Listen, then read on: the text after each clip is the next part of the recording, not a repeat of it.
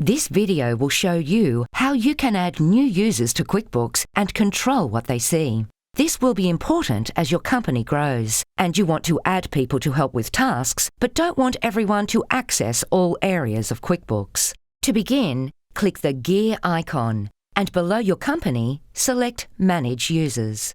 The email and password you used to set up QuickBooks automatically becomes the master administrator of your company.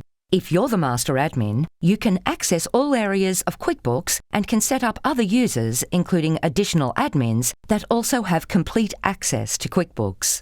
Click Add User to give someone access to your QuickBooks. The first step is to select a user type. This is important, so let's explore your choices. Your QuickBooks plan comes with a specific number of users, and in this section, you see who counts towards your user limit. And in this section, you see users that do not count towards your user limit.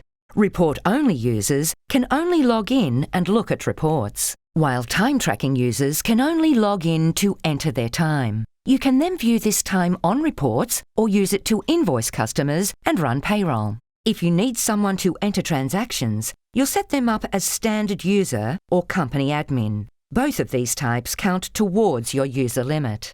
Company admins can do pretty much anything in your company, so be careful about who you set up as an admin. When you set up a standard user, though, you can restrict their access to certain parts of your company. Let's set up a new standard user and click Next. Choose what you want the user to see and do in your company file here. You can choose all to let them see and work with nearly everything in the company. Choose None if you don't want them to enter any transactions, but you still want them to have some admin functions like managing users or changing company settings. Or you can choose Limited. With this option, the person can be limited to just sales and customers or purchasers and suppliers. Let's set up this user to only have access to suppliers. QuickBooks lets you know more about what they can and can't do here. Click Next. Select Yes if you want them to track their time, and then choose their name from this list of employees and suppliers. Click Add New if you don't see their name. Click Next.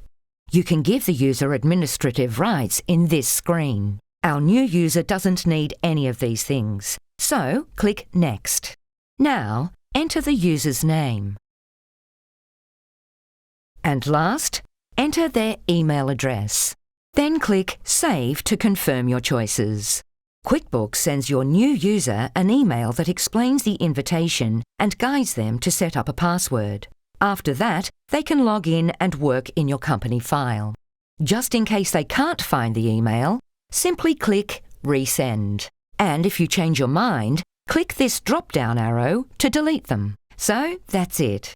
Now, try to set up some new users to help you share your work in QuickBooks.